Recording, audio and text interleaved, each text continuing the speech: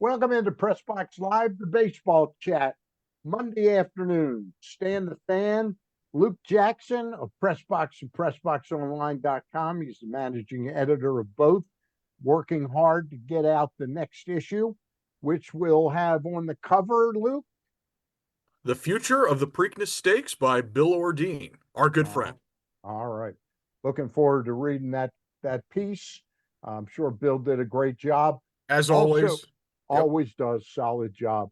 Also with us, Ross Grimsley, the old left-hander. We are brought to you by the Costas Inn with 6 thumbs up as usual. There we go. We'll talk more about both locations a little bit later on in the show. We're also brought to you, and they also power by MLB Power Rankings, the law offices of Byron Warnken, otherwise known as WarnkenLaw.com, WARNKEN law.com, or to dial them up real quick if you want results, if you've been injured in a crash in Baltimore or Maryland, 443 results. Warnken Law, the best around town. Guys, a week ago, I think we were all in like sort of a gloom and doom that things were looking pretty gruesome. The schedule gave the Orioles a little bit of a reprieve with the White Sox on the road in Chicago, in frigid Chicago, and then here with 3 against the San Francisco Giants, who are a work in progress. And the Orioles promptly won 5 out of 6. Luke, tell me what's gone right for the Orioles over this past week. Well, I was at the game on Saturday, and what went right on Saturday was that their bullpen was really good. And so that be guys like Anthony Nunez, Ryan Helsley, Rico Garcia, Grant Wolfram. Those guys were really good and allowed the Orioles to get to the finish line in that game. And yesterday, being Sunday, what was right was Cade Povich. He was really, really good. I think that's the best I've seen him in an Orioles uniform. There was one start against the White Sox in 2024, but that was in September. It was kind of Right. both. Yeah, it's a different sort of deal. I thought Cade, and I'll lean on Grims here. He was able to throw everything for strikes and was able to land the breaking ball, the big overhand breaking ball for a strike. That's a telltale sign for him early in outings. And he was able to get a lot of weak contact, weak fly balls on fastballs up in the zone early in counts. Which allowed him to get deep in the game. I was really impressed by Cade yesterday, and I thought that was the best he's looked in a major league uniform. Ross, I'm looking at his game, 6 2/3 innings, and one of the things I like, his pace was good, Mm-hmm. and he threw strikes, as Luke alluded to. Not a walk in the bunch there. Yeah, and you know what? What really stood out is he got a lot of swing and misses. Mm-hmm. And if you looked at his breaking ball, he was able to keep it down in the zone, especially after he got ahead and made it look like a strike, and it would right in the dirt. The guys would swing over the top of it. So, and he even broke out a little cutter that was Yep. almost like a slider that even got he made Devers look kind of foolish on a pitch. But yeah, he threw a lot of strikes. He was ahead in the count. He got ahead in the count, and if the guy looked overmatched with a pitch, a curveball or a fastball, he would go back to it, and that was something that you don't see. I don't think you don't see enough of that. The guy looks bad on a certain pitch, and they'll throw it look bad, and then they'll throw a different pitch the next pitch, or after a couple of pitches, making them look bad. So that was kind of impressive right there, but. Overall, the pitching has done a pretty good job and got some key hits. And you got to beat the White Sox. You got to beat the Giants. You got to beat the teams, the under 500 teams overall. Those are the guys you got to feast on, and that's what they've done so far. But it looks like everybody's about in the same boat except for 3 or 4 teams. That Yeah, the Dodgers. the competition gets a little bit tougher now. We got Arizona Diamondbacks coming in for 3. Then we go to Cleveland for 4 to play the Guardians, and then we go to Kansas City for 3 more. And all 3 of those teams are, I'd say they're kind of on par with the Orioles. So we've got the next 10 games. I'd like 7-3 would be really a nice little run for me. 7-3 after 5 That and would be 1. really good if they Yeah. could pull that off, especially on the road. And that is they're on the road. What? Six They're on to the road seven games, 4 in the next Cleveland, 7. 3 in So yeah, Kansas that would. City. I mean, if you can get out at least 500, you've done a pretty good job. But they're keeping their head above water with all the injuries, and every day it's a new one. Yep. And some of the freakiest That's things all. that. That's all throughout baseball right now. Oh, It's really. unbelievable. But Yeah. I mean, O'Neill, he pulled the Never thing I heard did. of that. A Oh, concussion from yeah. fainting. Well, I did it last year in June, coming up to sing his golf tournament, but I hurt my knee when I passed out. um, Luke, Cade Povich, we all agreed he looked great yesterday. I did not see him being optioned right out to the minors. I get the numbers game again. It was sort of the numbers game that bit Dean Kramer. Mm-hmm. But what if, I mean, it wasn't like Chris Bassett looked great the other night. What if Chris Bassett blows a leak again in his next start? Wouldn't it be nicer to have a Povich up over Oh, they're Nick, going to give Nick Chris Rackett? Bassett with the money he's making and the track record that he has as a veteran. They're going to give him every opportunity to make it right as a starter. Sort of like they gave Charlie Morton every opportunity last Right. year. Although they probably didn't have quite as many depth options last year as they do this time around. But yeah, they're going to give Bassett every opportunity, and so I don't think that's a realistic at this point. Realistic option. They're not making him an $18.5 million long man yet. Now yeah, that's one of the problems with getting a guy like that at that kind of price tag. You Right. know, we talked a little bit last time about the bullpen and how leaky it looked at times. This week, Cano's been really pretty good. Mm-hmm. Wolfram's been pretty good. Garcia's been excellent. Nunez has been excellent.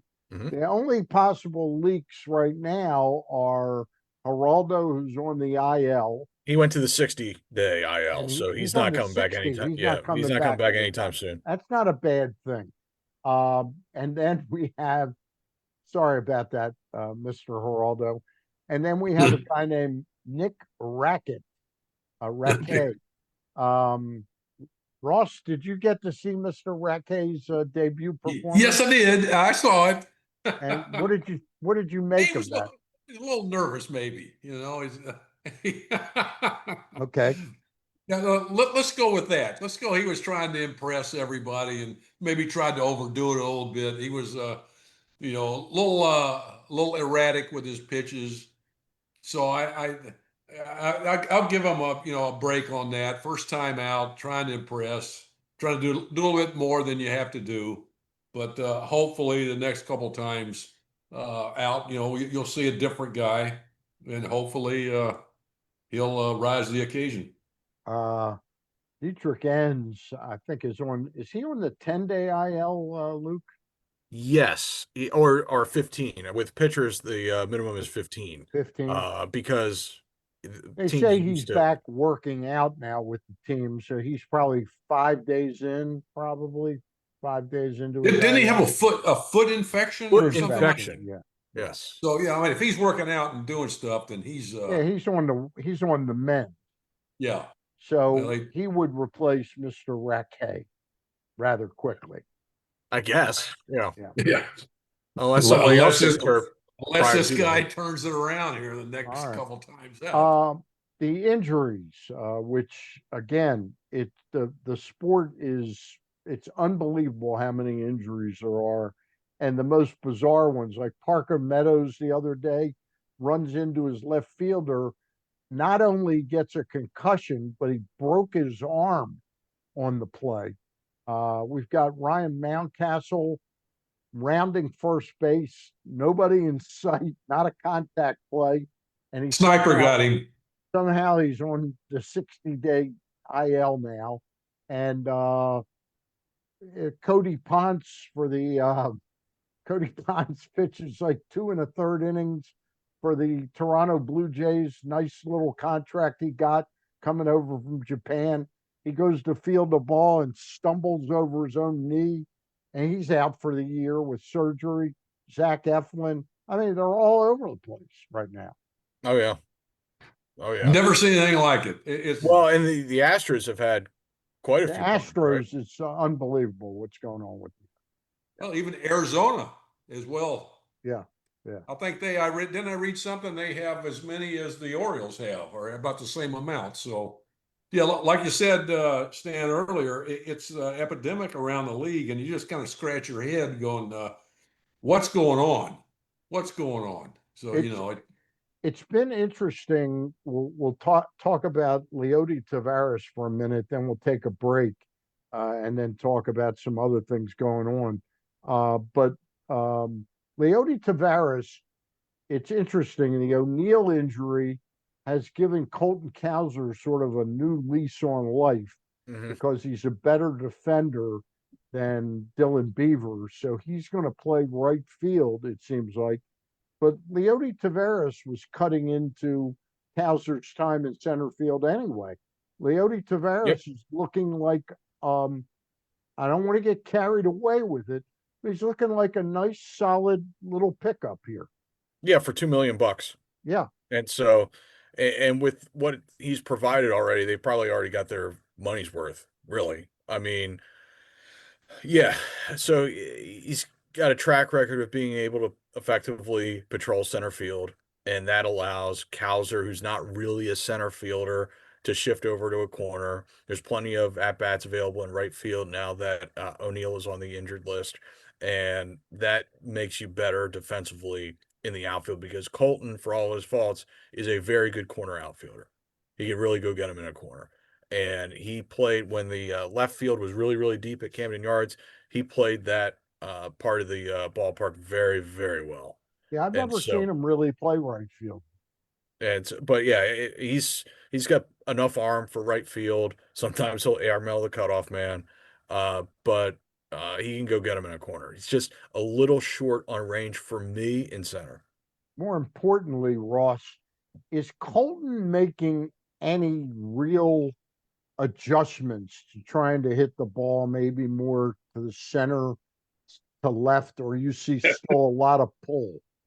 I haven't seen a whole lot, and it's tough for some guys to do some things, but I mean, we see a lot of guys doing, not being able to do certain things consistently right now. Again, it's early, and we can use that excuse for a while, but things are going to have to change for guys, and they're going to start doing some, just play more heads up baseball, make the routine plays. And it comes time to, hit a ball the other way. You got to wait and get a pitch to do that. And you can't expect to hit a ball the other way, usually on a ball inside. I mean, the pitchers aren't stupid. They're going to, I mean, if stuff gets around in a hurry in the game of baseball, how to pitch guys and what they can do and what they can't do. Real So quick, the lineups tonight: Marte, Carroll, Perdomo, the catcher Del Castillo, Fernandez, Vargas, Arenado, Thomas, and Barossa. Brian Nelson on the hill for Arizona, the Orioles. Henderson, Ward, Alonso, Basayo catching, Beavers DHing, Tavares at center, Cowser, Jeremiah Jackson at second, Blaze Alexander at third, all behind Dean Kramer. We'll talk about Dean Kramer's return to the major leagues and Rutschman's injury, and maybe will this just let Sammy Basayo settle down a little bit at the plate? The results are positive from yesterday's game where he hit a big home run in that ball game.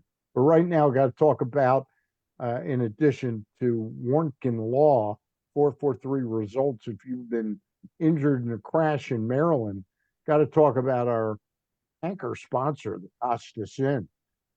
2 thumbs up from me.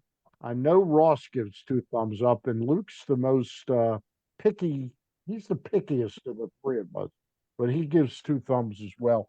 Both great locations. Again, if you're in the market for steamed crabs, 410, 477, 1975. Nick's out there. Nick Triantopoulos is running the old mothership at 4100 North Point Boulevard. Call that number to reserve your crabs and make sure they got the price point, the size, and the availability you want for dinner. Otherwise, the Costas in Timonium, a lot of new signage out there. If you're driving up Timonium Road, right near the racetrack, big sign there next to a car dealership.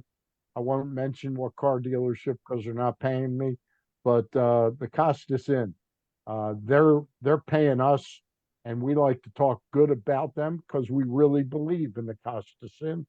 Great for lunch or dinner at either location, Timonium or the old classic location, 4100 North Point. Back to some Oriole talk for another 7 to 10 minutes. Adley Rutschman's hurt. Luke, any chance that'll? I'm not saying his being there making Basayo jittery.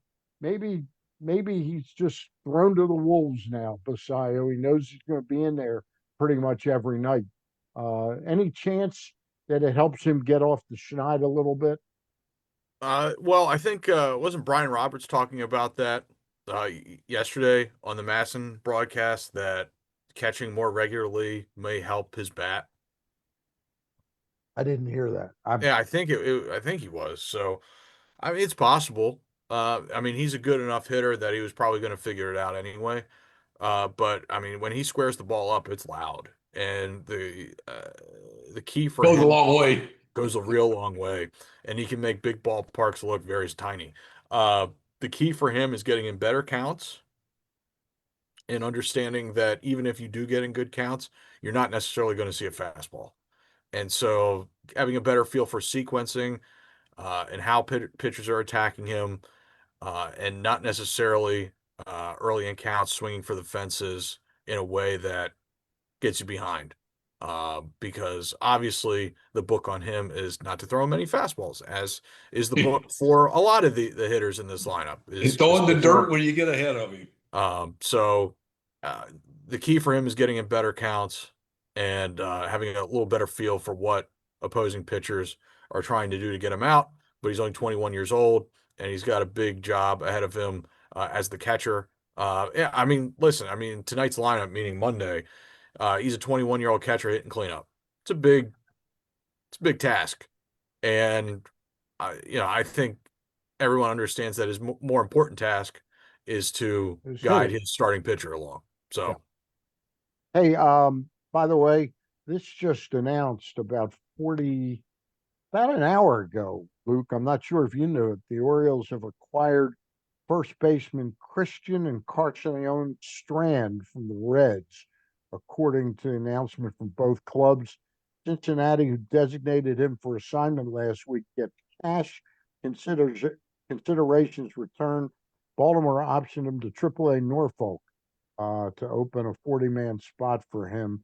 The Orioles transferred right-hander Yarmil Geraldo to the 40-man injured list. The Orioles also selected the contract of Weston Wilson and put Ryan Mountcastle on the 60-day injured list.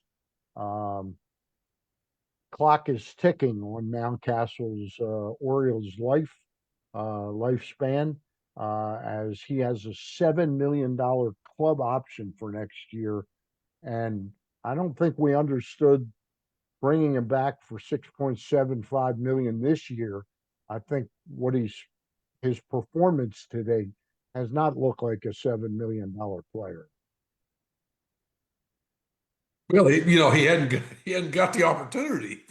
well, He and part was, of the reason he hadn't gotten the opportunity is that they won't face a left-handed starter until Wednesday. Wednesday will be the first time they face a left-handed starter. The whole season. he'll have to do The it for the entire pitch season. then. They have faced nothing but right-handed starters until Wednesday when they face Eduardo Rodriguez. So not only is his performance questionable, his timing is questionable. Yes. Yeah. All right. I mean, all that talk, and I get that, Luke, but all this talk about how it's going to be no problem to fit him in, and we really still think he's a terrific hitter and all this. I mean, guy had gotten 7 or 8 at bats this season so Yeah. far. Yeah, because I mean, you have two catchers until Adley got hurt. You have two catchers who you play a lot, Yep. and you have Pete Alonso at first base. Where the hell's he going to play if it's And you not a got left-handed Tyler starter? O'Neill and Yeah, Dylan Beaver. I mean, there's a lot of duplication. right, right. It's not the best constructed roster, and No, I'm sure Mike would tell you that. yeah, I would agree with that. What are you looking for right now, Ross, from the rest of the starters aside from Mr. Rogers? What are you looking for? Let's Yeah, start with well, what are you looking for from Kramer? Kramer's he's a guy that's going to give you innings if he matches up against a certain team well, and he has to make his pitches. He has to throw strikes and get ahead. And I mean, he's a guy who goes out and grinds. He's gonna take his lumps at times. He's not an overpowering guy, but he's got some pitches, and he has to be really on hitting his spots, changing speeds to be effective. You don't want to put him out there too long against the team unless he's really dealing, and he does that on occasion. And he's gonna give you innings, and that's a big thing. It's going to save your bullpen at times. All right. What about Shane Boz so far, Ross? What do you Boz think? is a guy that I think once, and I said this at the beginning when they first got him, he tries to overpower guys. He tries to throw the ball harder than he has to throw it, and that really takes away from his break, his curveball. He's got a tremendous curveball, but he tries to overthrow it, and it's just like a Trying to golfer. overthrow his fastball? He tries to overthrow everything. When he tries to overthrow his fastball, it's up and away. When he tries to overthrow his curveball, it's a half a curveball. It's not the big breaker, the big sharp with the downward. I mean, it's tough. It's tough for the umpires to call, and it's tough to hit.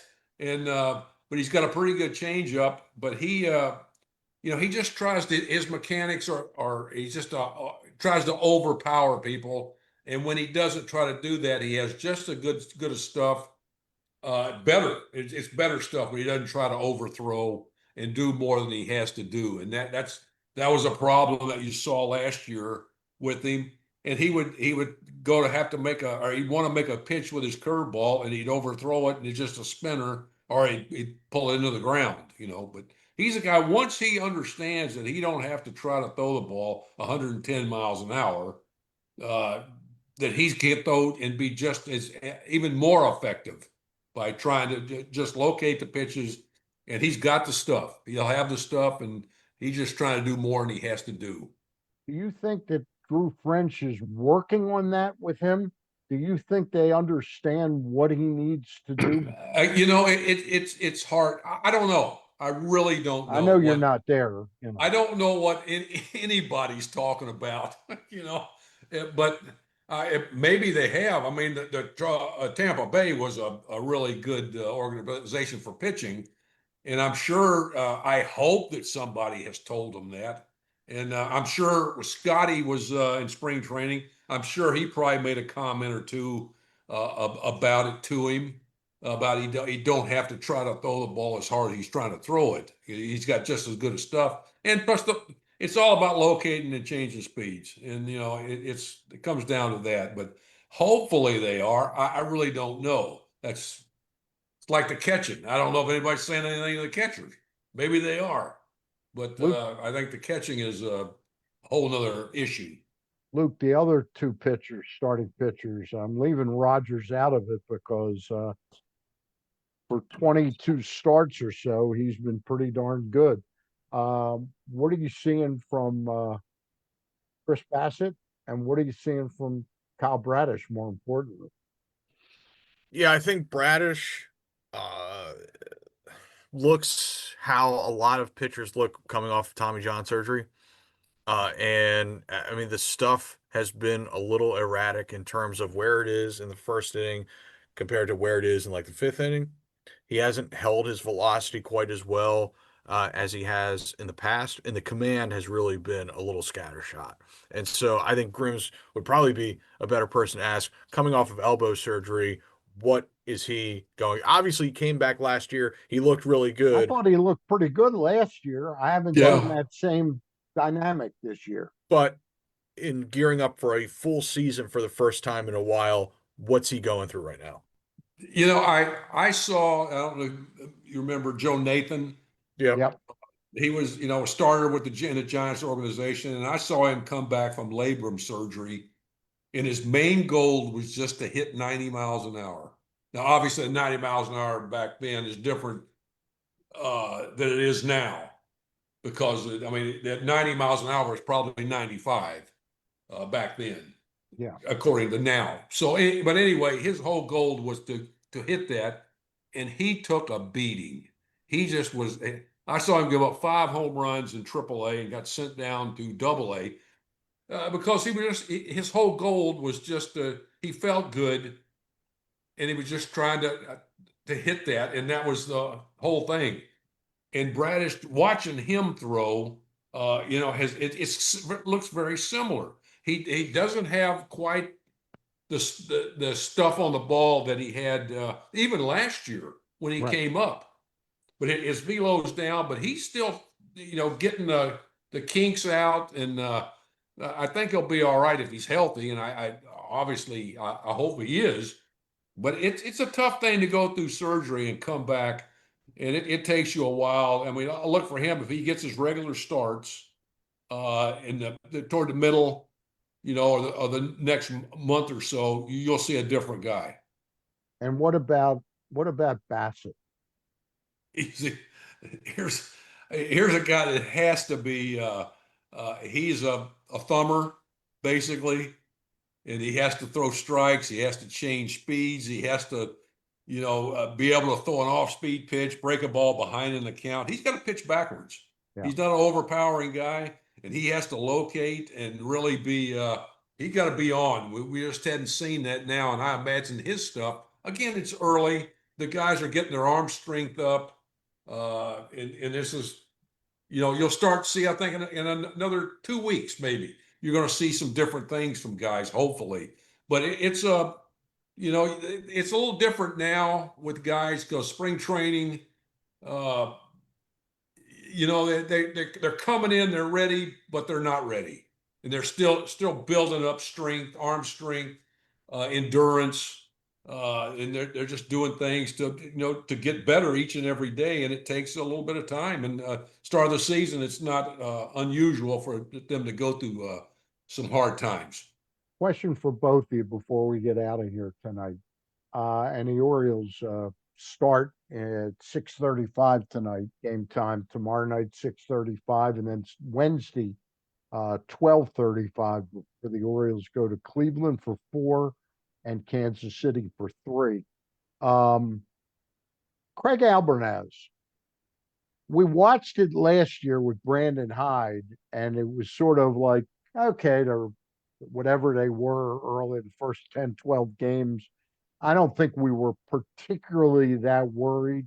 And then it just got away from them.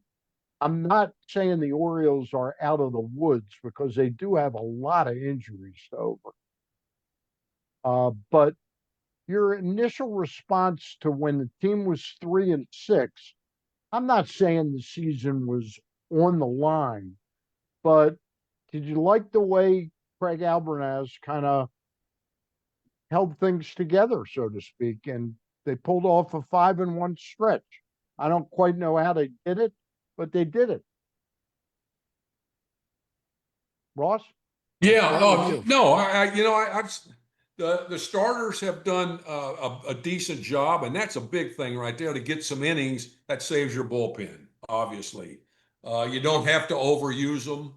You don't have to throw guys back to back, especially early in the year, and that's going to save them as you go along during the season. So that's been something good. The starters is really that's what's going to. I think dictate getting late in the games at times, saving your pen, and But we'll no see what real happens. thoughts. But no real thoughts on Craig Albernaz. you know. No, I think he's doing. I mean, again, if your pitchers are doing the job, it makes it a lot easier for the manager. Don't do something to screw that up. Luke, any thoughts on Albernaz through? I mean, I know it's only 8-7, but it was 3-6, and it looked like it could have gotten away from them. Yeah, I got nothing on the skip at this point. Okay. All right. Fair enough. That's going to do it for this edition of the Baseball Chat on Press Box Live. We do it every Monday, and we'll do it next Monday around 5 o'clock. All right. For Luke Jackson, Ross Grimsley, I'm Stan the Fan, and we want to thank Warnken Law, the law offices of Warnken, or Warnken Law, 443 Results, or warnkenlaw.com is the website. Warnken Law. If you've been injured in a crash around Baltimore or in the state of Maryland, you want the best. You want a heavy hitter, and that's Warnken Law. Also, thanks to the Costas Inn, our good friends for a long, long, long time. Try out the new location in Timonium. If you want crabs, go out to 4100 North Point Boulevard, 410-477-1975. That's going to do it for tonight. We'll talk to you next Monday. Bye for now.